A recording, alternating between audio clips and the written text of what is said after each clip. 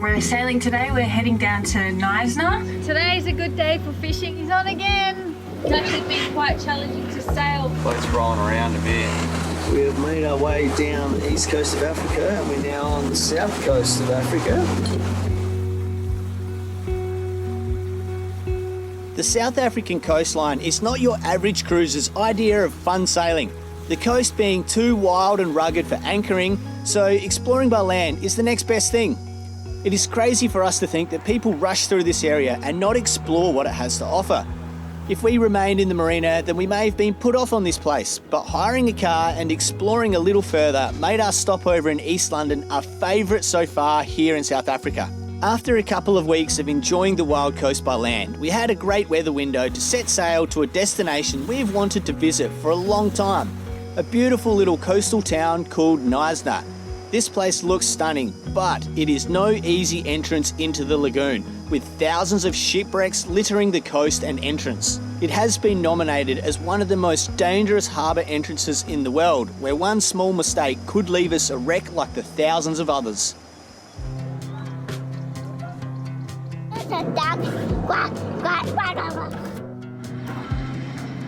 A second batch of pies have rocked up. Lindsay, mate, this is insane. And we had a bit of a chat and mentioned that I was pretty keen to try some game meat from around South Africa. So they also gave me some slabs of venison and deer and kudu. Yeah, those beautiful looking animals. Everyone eats kudu. Sorry, Mum. Oh no, Marley's just hanging at the bit, are you, buddy? But we plan to leave East London tomorrow. It's just going to go right in the book now. Got a little Nandji sticker to add to it. It's been an amazing little stop off East London. We had a great meet and greet, made the front page of the local rag. Local rag? That's us. Here we are. We did a meet and greet here and it was, it's put on the front paper of their local bag. So how amazing. Like the whole front page, that's us. We're like G-grade celebrities here. Yeah, shout out to everyone in East London that came and saw us. We had the best time, so thanks guys. Amazing. Yeah, so we just sort of get ready now. It looks like we're going to leave tomorrow. Woohoo! Woo, come on.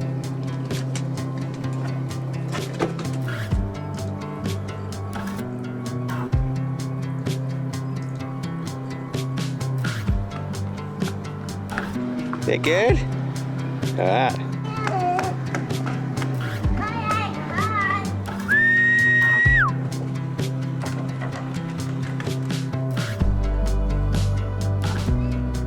We're sailing today, we're heading down to Knysna. It's probably a 36-hour sail roughly. Something that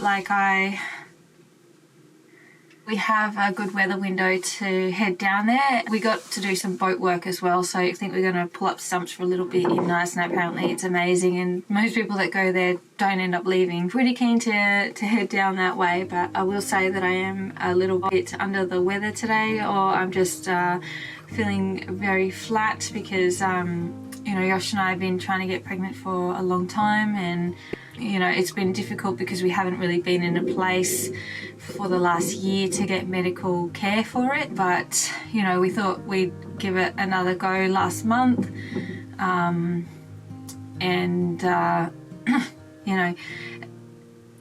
have this period of time where I'm just like testing and getting negatives, and it just absolutely breaks my heart, and so I just find it hard to just pick myself up at the moment. So once we get to Knysna, I think there's a good hospital there that can help us, and we're gonna have to maybe move forward with other methods because this is just not working. So I just keep thinking, this month, if I do everything right and but anyway, it doesn't look like I'm pregnant, so I'm alright, I'm just flat.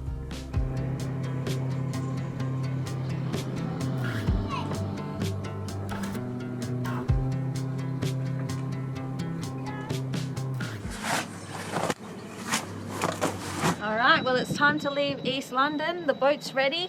It was a beautiful sunny day, but it's starting to turn overcast and cloudy again. Hopefully the sun peeks out again. Yeah, we're gonna just reverse out of this pen and then spin around and off we go. You ready to go, Marley?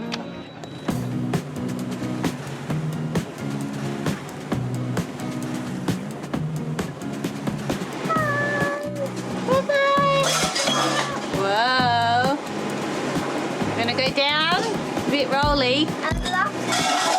You love rolly?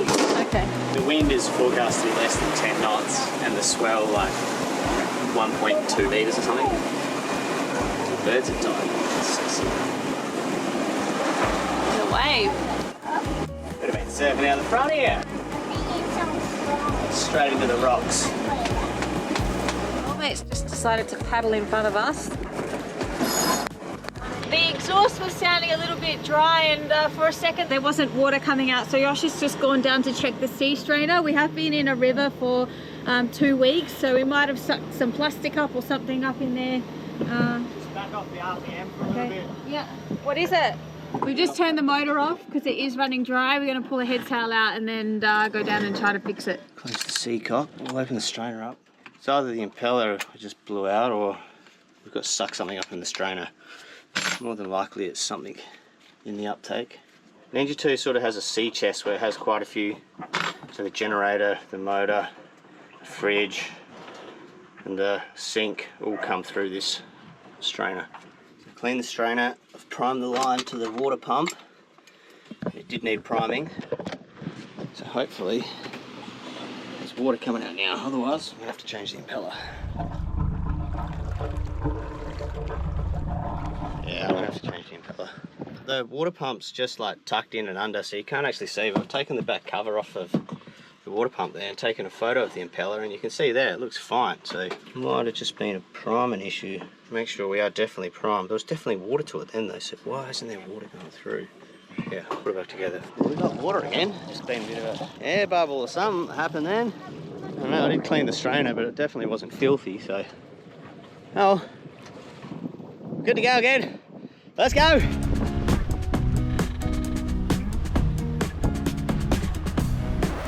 Yeah, the engine just went dry again, so checking the sea chest and there was no water in there, so it's the uptake. There's something must be over that uptake. Water does fill back in the chest, so it's not fully covered, but just when the motor's running, it's not getting enough water in there and it's sucking the sea chest dry. So there has to be something over the uptake. Sharky waters too, eh? Oh, you know, what's a sharky around here, eh? Go on, me jocks. You got your jellyfish and your octopus jocks on, so that's good. It's good shark repellent, isn't it? Whoa, shit, that's fresh. Woo! Woo!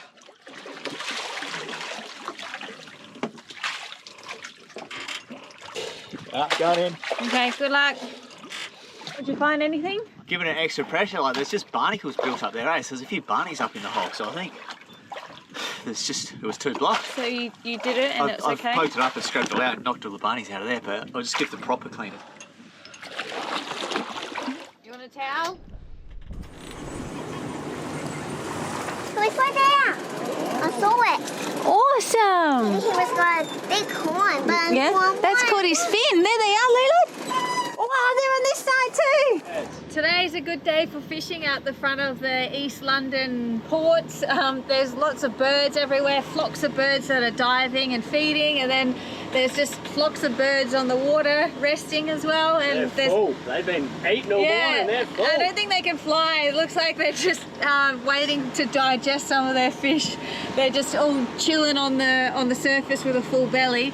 There's dolphins that are fishing around, and I also saw a fin that I think was a shark. I saw it twice and it was like a pointed fin rather than a dolphin fin. So it's on out here, so much happening. Yeah, the seas are calm, there's a bit of a roll with the swells and we've got light winds, so I think it's going to be a nice start to this sail, at least anyway. Dolphins are good omens. Good omens, yeah, we're being lured out. So. Oh yeah, there's definitely a shark looming behind these. Yeah, you think? Yeah, right Josh there. saw the fin too, so I think we have spotted a shark. There are fishermen out and about too. Good day for it.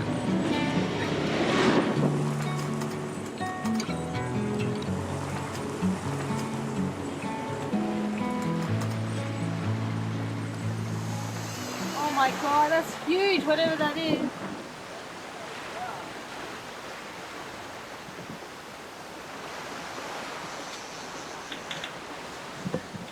You reckon you could reel it?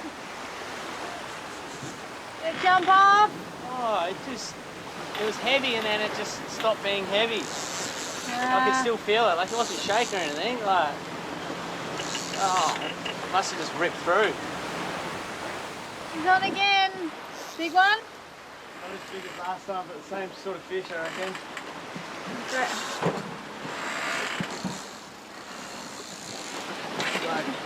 It's strong.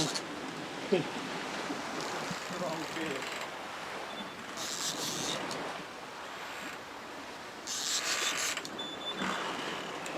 What do you think it is?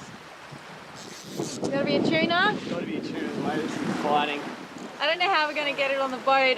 We don't have a gaff. We've been meaning to get one forever, but we forgot.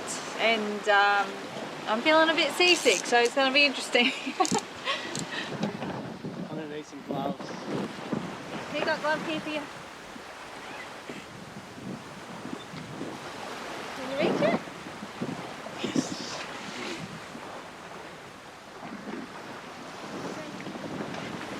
Got it? Round two. I got him this time. Oh my god. Oh. Oh.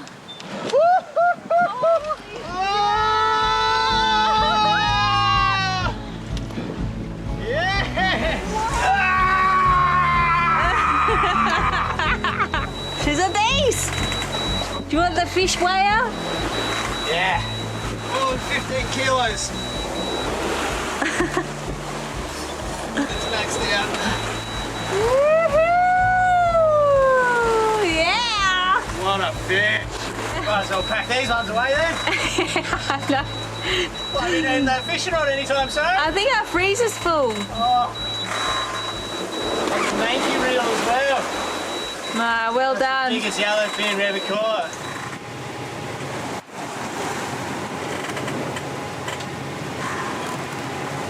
That's one thing about catching big fish. It took a long time to clean that fish, and then it took a long time to clean the boat afterwards. There's a bit of groundswell rolling, running along, and then together with the current, it's some pretty big waves. It's just big rolly ones, but because the wind's like, only got apparent 10 knots or less, and we're doing 8 knots. So our sails are just flogging a bit. Boat's rolling around a bit. Everyone's a bit seasick. No one's vomited or spewed yet, but we're all feeling a bit queasy. The 3 shots of tequila leaving the Brisbane River Yacht Club last night didn't really help either. Thanks East London. So this current runs down, I guess, for another 40 odd miles. We'll stay in it and then we'll make our turn and stick to the coastline because the current just keeps heading southwest and it just keeps going way out to sea. Whereas we don't want to go way out to sea, we just want to hug the coast, follow the coastline around to 5 to 7 miles offshore. We're going so fast, you just have to deal with the roll. Smooth waters later tonight will be very nice.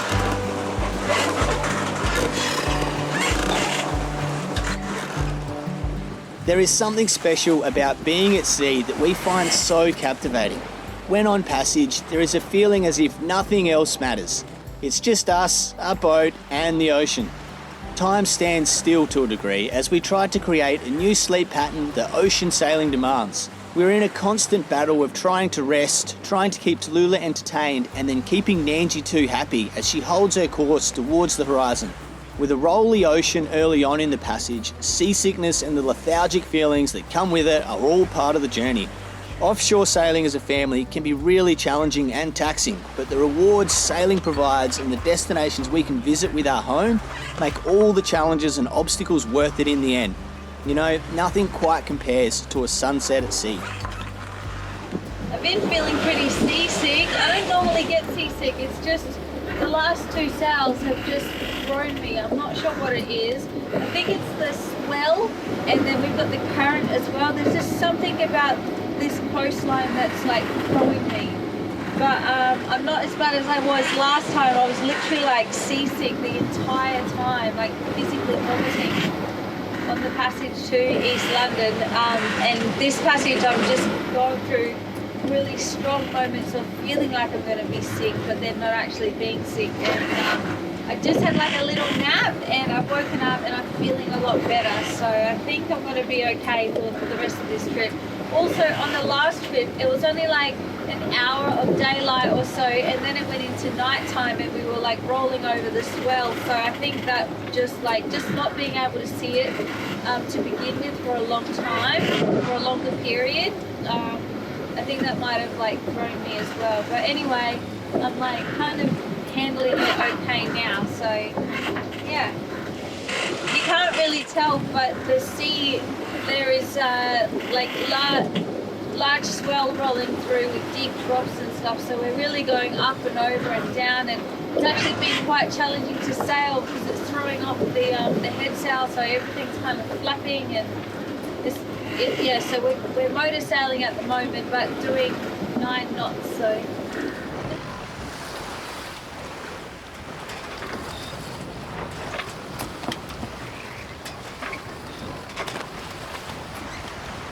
I'm just back up now on my next watch, and things have changed around dramatically. Like we're not in so much of a current anymore, and we're not also going over those big swell lines. They were like 3-meter swell lines, so things feel a little bit more normal on the boat with normal movements, and we've got a following sea now, and yeah, it just feels so much better. So I think it was just a combination of everything on the wild coast. So we're a little bit out of the current, but we're still doing about 8 knots. We're making ground. The moon has come up. We've got a nice, I think it's a full moon. It's close to it anyway, if not.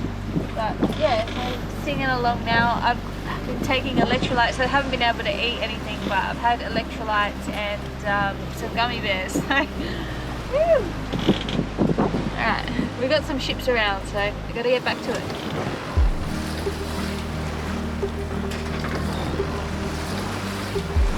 Bit of a monumentous morning. If you look around, you'll see that there is not a cloud in the sky. Last night we left the Agulhas current, so we have made our way down the east coast of Africa, and we're now on the south coast of Africa, and we are out of that current. That current just creates so much convection, so much clouds, so much rain. Last night we had stars and a big moon and crystal clear sky. So making a big turn out of the current has been a very lovely feeling. Before getting to the current, I always thought that like it was going to be fun sailing, you know, like it was going to be really fast, but the sea is always huge in the current.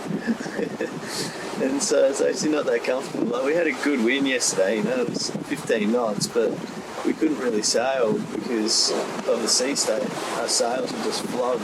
So you kind of needed to be around the 25 knots like it is now. 25, 30 knots, so your sails can stay set.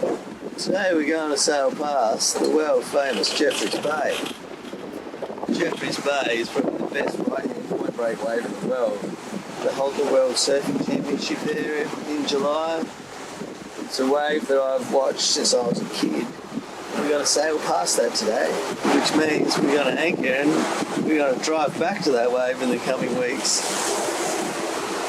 So it's very exciting as well, but just sailing past Jeffreys Bay is just a pretty crazy thought, pretty crazy feeling. We've got 140 odd miles to the heads of Knysna where we're going to enter. We need to be there at 6 o'clock tomorrow morning because the high tide is at 6:30. We've been on a full send, we've done 140 miles in 19 hours, so interested to see what a mile count will be. Alright, settle in with the dolphins.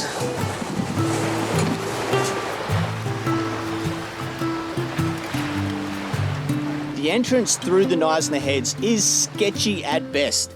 It is a skinny, shallow water pass between 2 huge 200-foot high cliffs with breaking waves on the rocks either side and a breaking outer reef to avoid. We need all the elements to align for a safe entrance as we have to cross a shallow sandbar at exactly high tide so we don't hit the bottom, and there'll be no current as it can run up to 5 knots. The ground swell then has to be less than 2 metres so there are no breaking waves across the heads, and to top it all off, we want to do it in daylight so we can actually see where we are going. Even though this sailing passage has its own set of challenges, the hardest part of the journey still lies ahead. So we've been sailing around the world for, this 8th year. And in that eight years of sailing, we've seen a lot of ships, okay? A lot of crossings of the Malacca Strait, one of the busiest shipping channels in the world. It's gone around the bottom of Singapore, where, once again, a lot of ships. But this one, Sydney Harbour Bridge on Water, this one takes the cake. What are you, mate? What are you?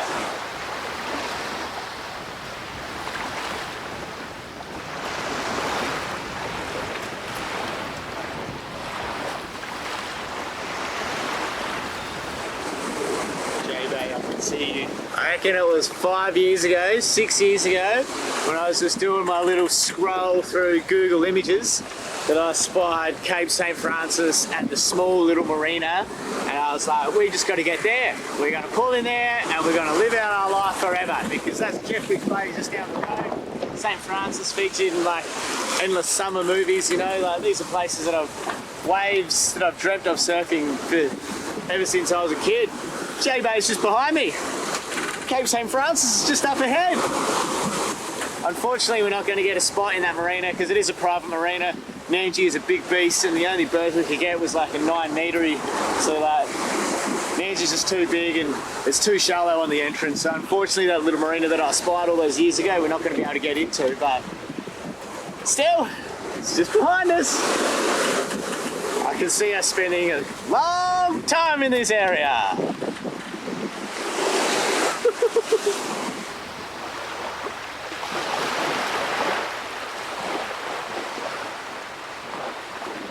Yes, J Bay.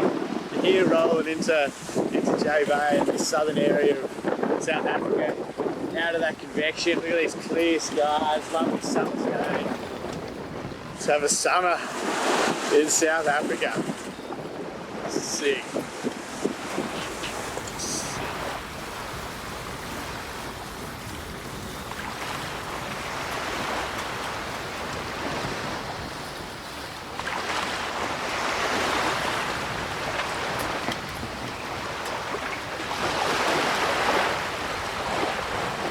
Left the Agulhas current last night, so we're on no current, just Nandji 2 on a full send. Loving this following sea and smooth waters. We are first reef, and we got a reef in the head sail as well. It's blowing 20 knots. Look at that, we're just doing hull speed at 8 knots, no worries. I tell you, sailing around the world on Nandji 2 is just a total different experience than sailing OG. Anyone out there who is looking to buy a boat, always think about what you want to use your boat for and what you want to get out of it. This is a prime example of Nandji 2, comfortable and sending it. We just dropped the mainsail now because we're running dead downwind, so we're just under the head sail, doing a lazy man sail. We've come around Cape St. Francis and we're actually just heading dead west now, and the wind is straight out of the east. So rather than sailing out to sea, you figure if we sort of just hug this coastline, Cape St. Francis sort of pokes out further south, so we sort of are heading back up, not by a lot, but still there's no point in heading out to sea and where it's just going to get rougher. So I figure if we stay in close here, we're going to be able to get a bit of protection from St. Francis, and hopefully the sea statement stays nice and calm. But you know, we've got 90 miles to do in 20 hours, so mate, pretty easy. Even under just a heady, we still got over 7 knots, so we're going to fly. We might even need to stop in the bay beforehand and have a bit of a rest. You know, sometimes you just got to let Nandji be Nandji and let her do what she wants to do, and that's just fly.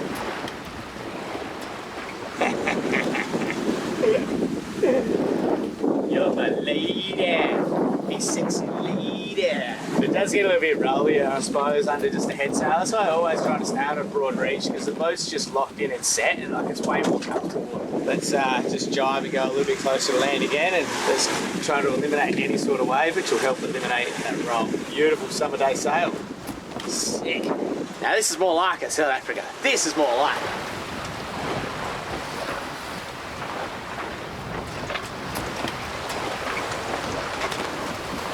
It's the thing about the lazy man sail, just under a head sail only. When the wind starts dropping out, it's hard to keep it set when you don't pole it out, so it flaps around a bit. Makes us flap around a bit, but we've got 55 miles left to do, 11 hours to do it. So that's 5 knots average we need to do. So there's no point in motoring along at 6.5 knots. We might as well make the most of what last bit of wind we have. It is forecast to drop out and we'll get a glass in the morning. Even from midnight we'll be motoring, but we're still doing 3 knots now, so 3.5 knots. And we can just motor at us 6.5 knots and time it perfectly. Right, bob it around to the entrance. So we're entering into Knysna, the town is called, and to get into Knysna you have to get in between the heads, and the heads is 2 big cliff faces with a skinny entrance with a strong current, hence the reason why we need to be there at 6 o'clock. So it's like quarters of 6:30, so it's all about timing, and we'll be at high water then as well, and because we have to cross a bar. And the swell can't be over 2 metres, because if it is, then the whole bar breaks, and yeah, you're surfing in. So it's high tide, but the swell is still 2 metres. Well, it's at 2 metres, so yeah. There is a guy there that's part of the yacht club that all cruisers speak to, and he goes up and checks the heads, and I'm pretty sure he's going to guide us in from standing up on top of the heads watching us. So it should be an interesting morning.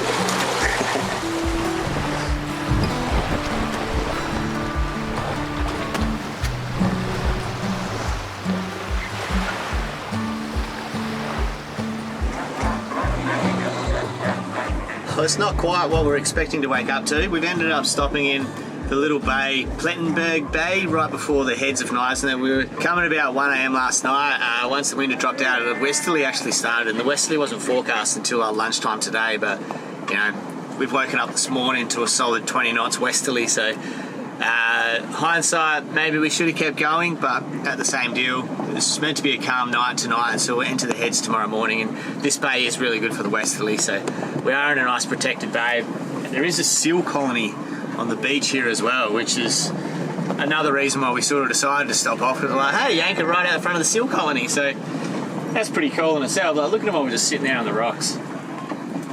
And the wind is definitely now up into the 20s from the west, so it probably would have been a pretty terrible entrance. So we'll just go do it early in the morning now. The thing about Knysna is that it's a difficult entrance to get in and it's hard to get out, so you can get stuck in there, but we're looking to get stuck. We'll just sit here and rest up for the day. Can't exactly swim because we're out the front of a seal colony. But it's good to be down on the south coast of South Africa now. Clear skies, sunshine, and seals, sharks, shacks, all the S's. Have a listen to them. There's probably 100 seals on the rocks right there. Once again, the wildlife of South Africa was on display in full abundance. We've seen our fair share of seal colonies before, but none the size of this one. Literally thousands of Cape fur seals are scattered across the rocks. This will be a fun and exciting place to explore in the next video. Thanks for watching, and if you did get this far in this video, then please consider to support our channel by joining the list of patrons you can see on screen here. There is a link in the description and also on the screen. Cheers! See you in the next one.